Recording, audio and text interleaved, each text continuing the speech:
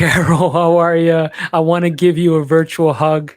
I wish I was with you in person. I know the last time we saw each other was a couple years ago, and you were down here in Florida.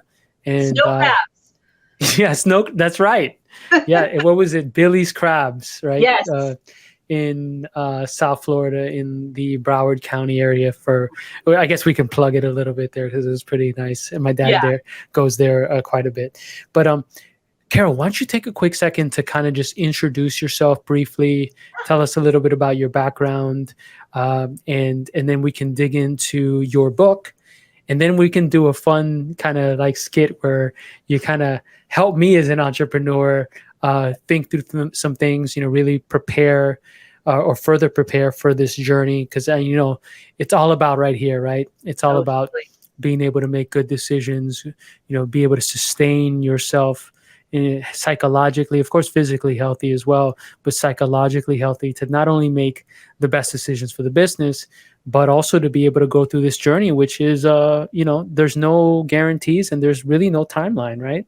Yeah, exactly. I mean, the thing is like the psychological is intricately tied to the physical. So how we think impacts us physically, it impacts our behaviors, it impacts our habits, and it impacts our results because of that. So that is essentially why I wrote Buyer First. And, as way of introduction, I'm the founder of Unbound Growth. So I am an entrepreneur. I am a small business owner. I have been for the last, dare I date myself, 20 years.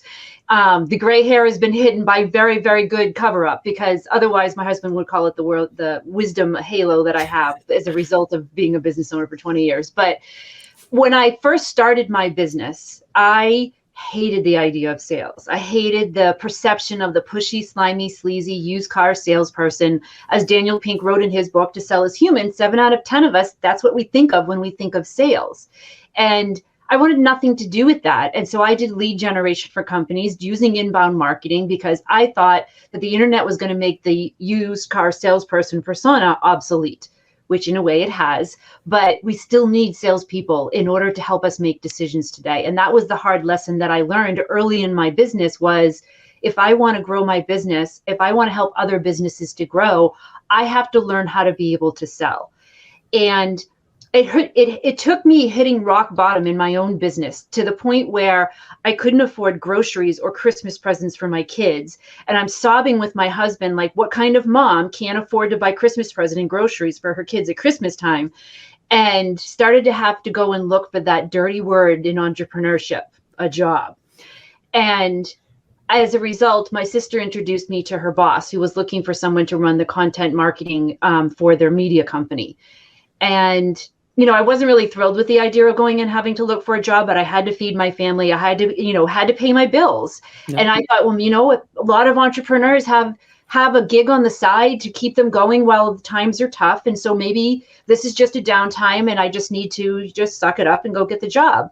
And so I'm sitting in the interview with Jack, and he's like, look, he was very candid with me because he knew my sister, he knew me. And he said, look, it's between you and one other person. And I'm really having a hard time deciding who it should be. And, my first reaction was, well, of course it should be me. I need this job. But instead, I kind of swallowed my pride and my self-preservation and asked him a question, and which was basically, what is the most important aspect of this job for you? What is the number one skill they need to have? And he said, well, I really need someone who's comfortable going to sporting events and handling, all of the marketing that happens at sporting events, which is not my thing. And I knew the other person that he was interviewing, and I knew it was definitely their thing. And I said, I'm going to have to just tell you to hire the other person, because I know that that's a skill that they have. And while I could do that if I had to, it's not something that I think would be best for both of us. And I don't want you to make a decision that you're going to regret, I'm going to regret, and my sister's going to regret. And that's when the most unexpected thing happened. He said, thank you so much for helping me to make this decision. I'm going to see if there's anyone else who needs your help and your services out there. And I was kind of like, oh my God, like every sales conversation went this way, I would be so much better off in my business right now. And my husband comes to me and he says, well, maybe you just need to stop selling people in order to get more clients in. And I was kind of like, full stop. And that's when I realized that how I was thinking about sales and how I was making it about what I needed and what I wanted because I needed to get a customer in so that I could pay my bills was the very thing that was getting in my way of being able to successfully sell with my buyers. And that's why I wrote the book, because it took me 15 to 20 years to figure that out and how that all plays out. And there's so many entrepreneurs and business owners that are in that exact same place right now where I have to pay my bills. I have this dream of owning my own business and changing or disrupting or making something better. But if I can't feed my kids and pay my bills, then none of that really matters. And how do I deal with that as a business owner or as a salesperson who's struggling to make quota today? And so that's why I dug into the psychology of behavior change and how our mindsets impact our habits and our behaviors, and how do we change them, because we aren't the same people one day to the next. How do we do an intentional change with that? And then what are the behaviors that buyers actually value that we need to do? Because there is an alphabet soup of sales processes and methodologies out there that has barely moved the needle. So what's missing? What's missing is identifying the mindsets that are getting in our way and how we change those. And so that's what the book is about. That's kind of my history in all of it. And why I do the things that I do today is because I believe that we can change our mindsets and our behaviors, and therefore the perception of sales. You know, I can't help but think about spiritual practices when you're talking right now, something that I've, really dug deep into the last few years. And, there's a lot of, I don't want to say neural hacking or biohacking or, a lot of these sort of things, which, really I think are new terms for a lot of what spiritual practices teach. And I think sometimes there's this notion that it's all just these theories or dogma or philosophical concepts. Right. But in actuality, there's a lot of like actual practices around performance enhancement and these sort of things, optimization. That's the first thing that comes to mind. There's been a lot of like neuroscientists and let's just call it practitioners the last couple of years. I don't know if you're familiar with Joe Dispenza and Joe's work, Dr. Joe Dispenza, and a lot of these like, meditation and mindset things. And I know, it could get a little woo-woo for some folks, right? I get that. Certainly not for myself, but because I dig into that all the time. But if you think about it, and you think about, what it takes to make that shift and how important that is. I can't tell you, Carole, how when I was working for the Southwestern company back in college, and of course we were doing direct sales, I always go back to that because, again, it's such a profound experience. Like so much of this that we were trained, yes, we did the, sales, tactics and processes and stuff and all that stuff, but so much of it was like right here. Like we used to, for example, do something called executive exercises, where in the morning, as soon as you woke up, you took a cold shower, right, to wake yourself up, and positive affirmations.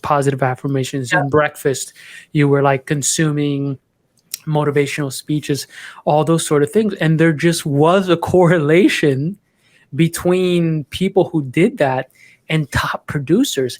And I think this transcends just sales and just business, right? This is about life. Right. And one of the things that I think is so true, at least for myself, and I think about it all the time, is how I deal with insecurities, confidence, conflict, you name it, in a business setting also reflects in my personal life and vice versa, right? Like this notion that it's separated, it's ridiculous, right? Especially these days. Like I'm literally in my home. I've been working from home for God knows how many years, right? So this stuff is so important, right? Yeah. More than ever. Would you agree with that? Oh, absolutely. I mean, somehow we have this idea, and I'm not sure where it came from, and I'm thinking it's dying with my generation, Generation X, that we somehow have like, we go into work and we're in this body, and then somehow we leave that body and we're this body now. Like, we're the same person. We're just in different environments. But one, your personal life and how you think definitely will impact your professional life. for me, I realized this when I started working. I hired a sales coach. I started addressing my mindsets and my beliefs, started, adjusting my behaviors and my habits, both daily and in my personal life and in my sales conversations as well, because one supported the other. I realized it was working the day my kids came up to me and said, "You know what, Mom?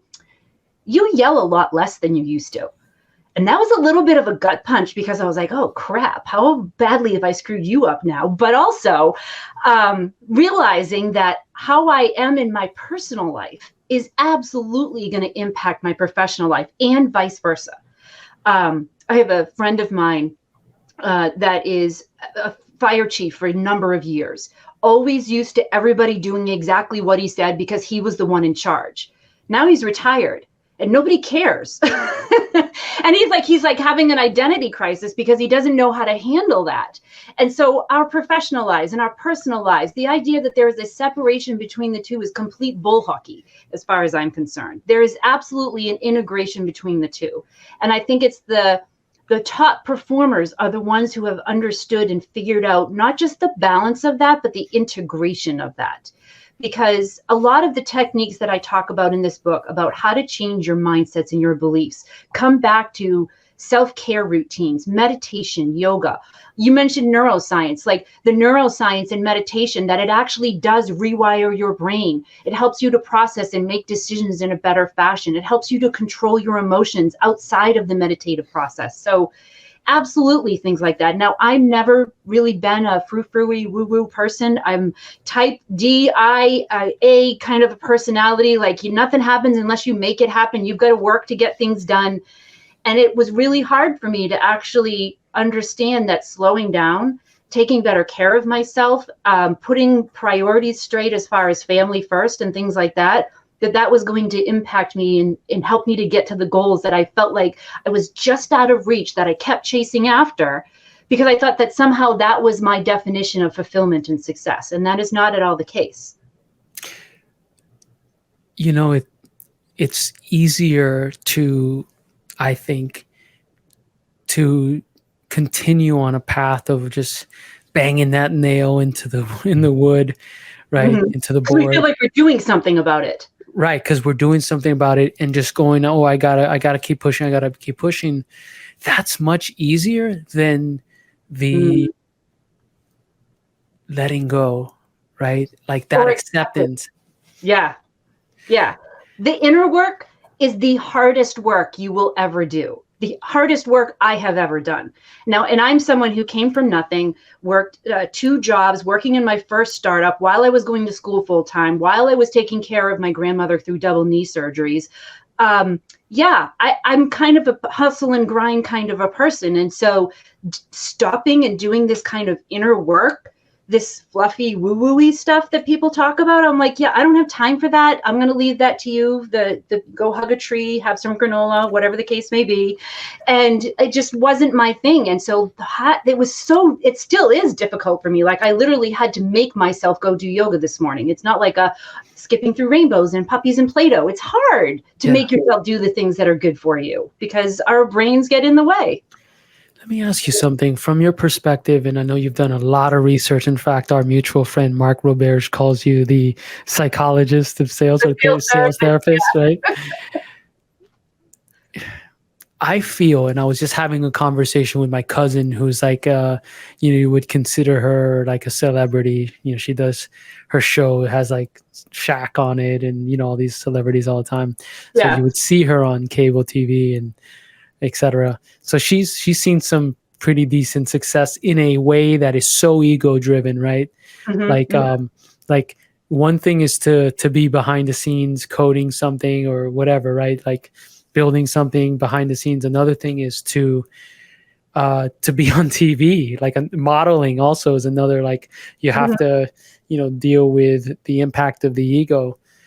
And one thing we were talking about, this is certainly something that just has come up for me multiple times, which is the impact of building an identity on things that are like essentially temporary and fleeting, which I guess is the same thing there. But for example, if you, and this was literally this conversation I was having this week, it's like, what if you built your whole identity, like let's say as a teenager, on being the, cool, from my perspective as a man, like the cool football quarterback or something. Yeah. And then so you built your confidence, identity, resilience, all these things on that persona, right? That ego persona. And then what happens when you wake up one day and it's lost its magic, right? Or maybe you get injured and you can't play anymore. I mean, there's a variety of versions like that. This could be a pianist. This could be other. The fact is that there's this personality, this persona that you're like wrapping yourself around and you've built. And what happens when it loses its magic? I mean, I think this is like a huge thing, because a lot of us, especially in business, we've been doing this for a long time. I mean, I've been in a startup entrepreneur thing for 22 years, and I'm only 41. So I got started pretty early, and I think about it, and it was like, I was trying to be accepted. I was trying to be cool. I was trying to feel good about myself. Right. And find something to root myself in was that persona. But what, right? We've been talking about it now for 16 minutes. Yeah. The persona or experience of an entrepreneur is inherently like this. So if my identity, my ego, my confidence, my self-worth is tied to that, then what's going to happen? Right? Right.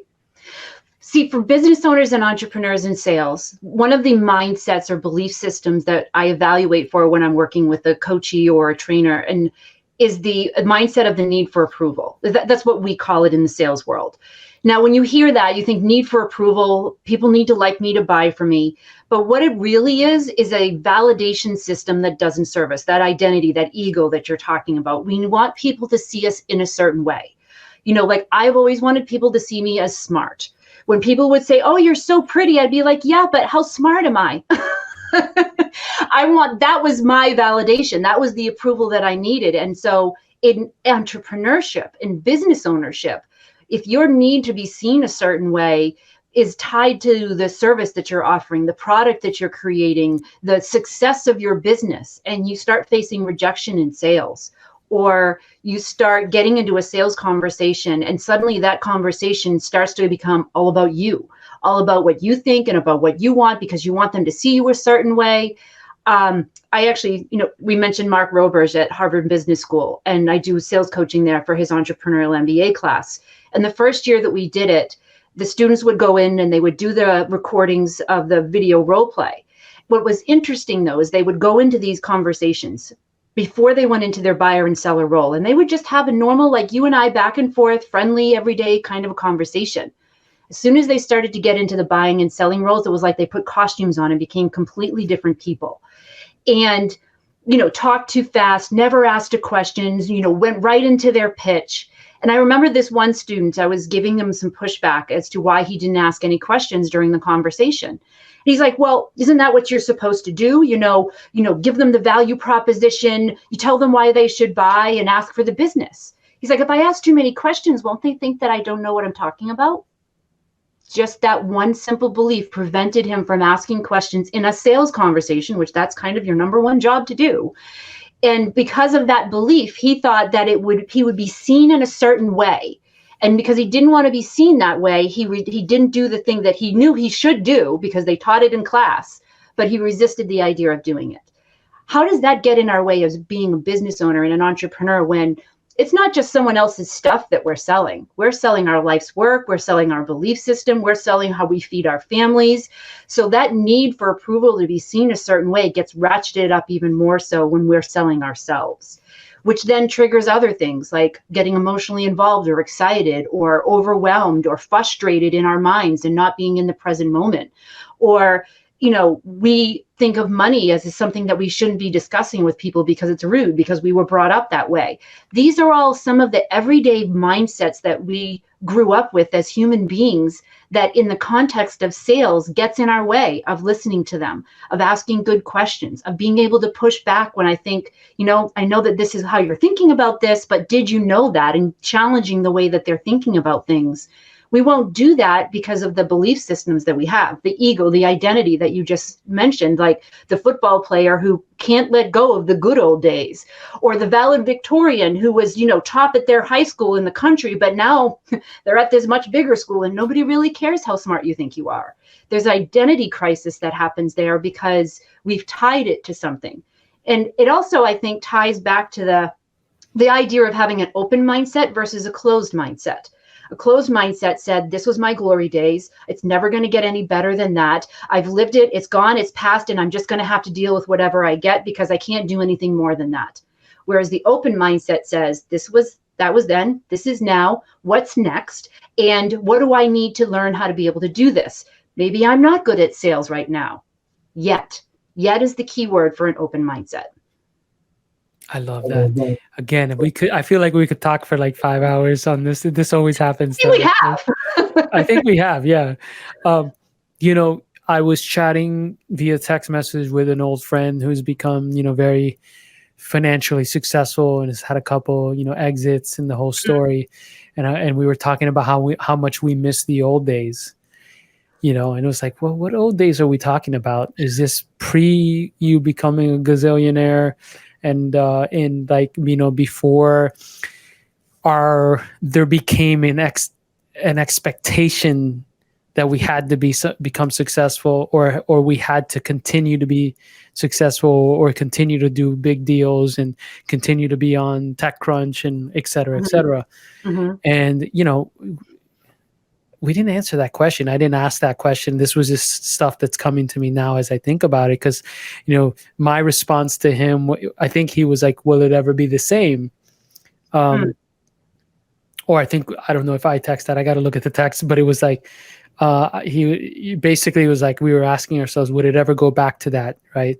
And my response at the end was like, I think there's a possibility it could be much better than even then, right? And that was kind of where I ended my mindset at that moment. It was like, lamenting on how, we were in our early 30s or late 20s, and we were having tons of fun before all these, extra responsibilities, et cetera, came into our lives. Was just didn't feel productive anymore, even though we've done that kind of so many times where we've had that conversation. And a part of it is just like, you mentioned something about a second ago about like the old days or who I used to be, or, reminiscing. I think I forgot the exact word you used, but reminiscing on the old days. So that's what came up for me now, as you said that. And I think it's so important to be able to shift that mindset, right? To maybe acknowledge there were some, great times in the past, but like, why are we even digging into that? Like understanding that what is underneath all that, right? Because the fact of the matter is what I think we were referring to was a time where we didn't even, have enough money to like have our own apartments and stuff, and we had to like help each other out and things like that. So was that what we were talking about? I don't even know we had a clear idea of it. You know what I mean? Yeah. Well, as you were describing that, what it reminded me of, psychology nerd in me coming out in 5, 4, 3, 2, 1, is the Dunning-Kruger effect. And so this is a psychological theory where it states that the less experience that you have in something, the more confident you are in your abilities to do it. So, when you're young and you don't know what you don't know, but you've got all of this excitement and exuberance to make it all happen, and we're going to take over the world, and then life happens, right? And so then the Dunning-Kruger effect is that the more experience that you have, the less confidence you have, because it's kind of like that learning curve. Well, now you're starting to realize the things that you don't know that you need to know. And then we start to move that curve back up again when experience and knowledge start to reach the same levels.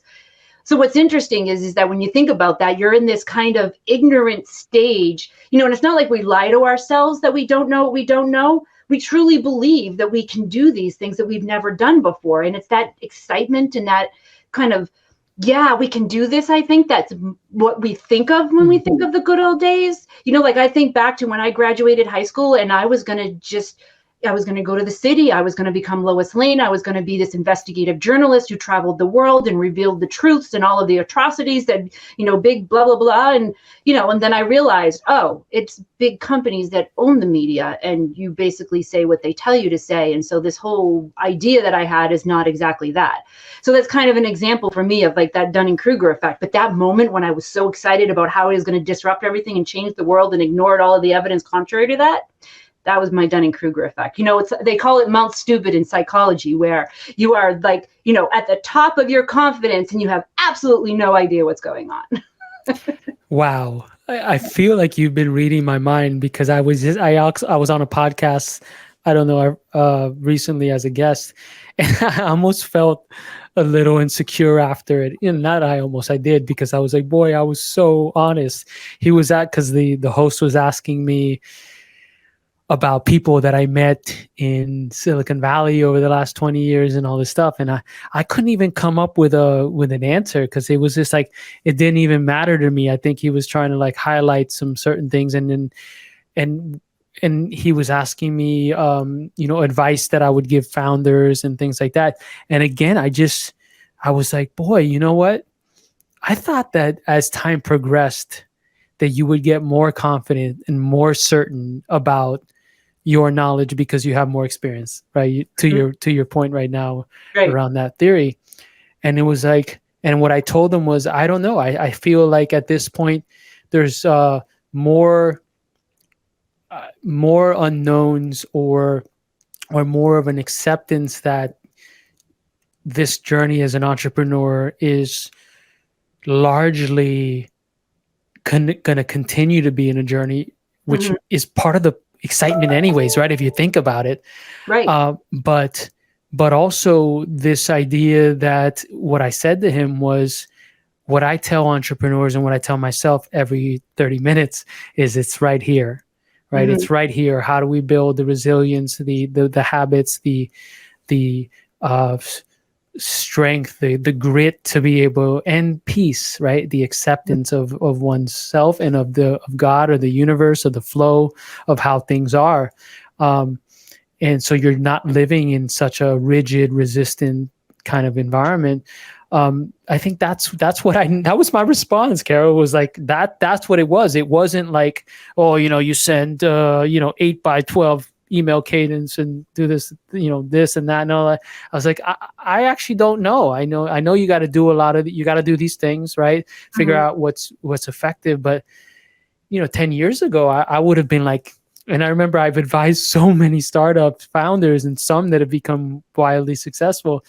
And it was like, there was so much certainty. I remember doing a YouTube video back, 8 years ago or something, about speaking with certainty and the importance of that and all this stuff. But I found myself now like not being able to speak with so much certainty about the actual day-to-day tactics. But I knew what I did have certainty around was, again, this, right? This other stuff. So everything that you're saying really resonates with me. Right? Like if we think about life, like one of the hardest lessons that I've had to learn in the last, I would say 2 years, and I think this might be due to the pandemic. I have always despised the phrase, it is what it is. Like, really, how much of a cop-out is that? It is what it is. It's going to be what it is. There's nothing you can do about it, so just let it be. I'm like, no, do something about it. Again, type A coming out. And actually, it was my therapist that got me to the point where I had to recognize that you have to have a level of acceptance. It is what it is not a statement of defeat. It is what it is a statement of acceptance of, this is the current state of things, and I can do what I can do, and I can influence what I can influence, but the rest of it is out of my hands, and you have to have a certain level of okayness with that. And what I have found is that the more clear and peaceful things are between my ears, the rest of the stuff that's going on outside of that doesn't really matter that much. It doesn't matter, because it's going to change. And like today might be a crappy day and nobody's responding to my sales requests, or nobody's, this deal isn't moving forward, or I don't have any meetings booked this day or this week. And we can start to get into this kind of spiral mode about it. And suddenly we have to hustle and grind and we have to make something happen. And it leads us into this thinking of doing is productivity. but it's not necessarily the case. What I have found is that the only thing that we can control is what happens between our ears. And there are things that we can do to influence how we think. And we have to be aware. And yes, there's grit and discipline. It's so funny when people are like, how are you so disciplined? I'm like, how do you think it is that I'm so disciplined? Because I certainly don't think so. But that's, I think, the thing with entrepreneurship today. We're always looking for that latest hack, like you just said, the 8, 10, whatever, 11 sequence for our automation. What's the hack for this, the tip for that, the shortcut to here. If you think about it, with AI coming out, with all of these technologies that are coming to play in the sales world, the one thing they can't commoditize is human connection. And so the better you have control of what's going on between your ears, the easier it is for you to then connect with another human being, because ultimately sales is an exchange of value. It is a collaboration, which means you have to be in the present moment with that person to work out a solution together. You don't sell to someone, you sell with someone. And that only happens is if you have the emotional control and management and validation, not from other people, but from yourself and those that are mattering to you. That's how you get to the place where you can form those real connections. Your cadences don't flipping matter. All of these other things and metrics and, things that we focus on in scaling and growing our businesses, ultimately, it all comes down to human connection. That's the end of the day. Carole, I think that there is an unseen force that we can't see with in the same way that I'm seeing this computer screen that is at play. And I know that's more of a spiritual kind of woo-woo statement, but every practice that I've ever read on, even like the new age stuff or motivational stuff, like the Tony Robbins stuff, all that stuff always acknowledges something there, this momentum, this flow that exists. And I just know personally, I might have done the same stuff in the physical world, the same emails, the same cold calls, the same blah, blah, blah, blah, blah, but with a different energy and a different attitude and a different level of confidence and self-love and self-worth, and have seen different results. The same stuff in the physical world, but then they would see these results. I remember when I was remember the video company I did a couple of years ago? Yeah. Boy, we were having a rough day. I remember, and I remember jumping on a sales call. It was an inbound sales call for a project, and my energy was in the dumps. And I remember leaving that call going, I'm ashamed. I felt ashamed because I was like, I would not buy from me if I was on that call, because I didn't exude confidence and certainty in my solution, right? Because I was having this existential thing about like us not running out of money and trying to get funding, blah blah blah. And I remember getting, walking out of that and going, boy, that was bad. That individual is not going to buy. Sure enough, they never responded to my follow-up. Yeah. And I remember sitting there struggling with, how much do I be human and be myself? Show, to your point, with those folks that change their persona once they start to get into it, like a sales scenario, and how much am I authentic with who I am as an individual, right? I know we could dive deep into that here, but something to think about. Carole, thank you so much for being on the show. If folks want to, and I know maybe we'll talk about that one another show there, but something for us to marinate on. If folks wanted to like follow you on social media, pick up the book, buy her first, what are the best channels or URLs to reach you? So LinkedIn is the best place to find me typically. If you direct message me there, if you follow me there, if you reach out to connect, say, hey, I saw you on the podcast. Really loved what you said about X. That way I know you're a real human. So definitely connect with me on LinkedIn there. And then for the book, if you go to my website at carolemahoney.com, so my full name, don't forget the E at the end of Carole, .com, and you'll see the tab there for books. If you pre-order before September 5th, actually, sooner you pre-order, the more stuff you get. You'll get an advanced copy of the book, a free group coaching session, some additional access to the worksheets early. So I'm excited because, you talked about how much do we share of our authentic selves in our professional lives. I am excited and nervous for people to read this book, because this is not one of those books where I tell you about how wonderful I am and how successfully I did this thing or that thing. This is all of the book of all of my screw ups, of all of my rock bottoms, of all of the mistakes that I've made, so that you don't have to necessarily make them, maybe not as severely as I did. But this is like that moment where I'm like, okay, here's a look behind the scenes. The Wizard of Oz is not as perfect as it looks. But because I think we need to be to that level of authenticity, if we want to be able to help people, they have to know that we're a real human being and not some kind of a perfect statue off to the side. Awesome. Thank you so much. Big hug. And hopefully I'll see you soon. Yes, definitely. Thank you, Tori.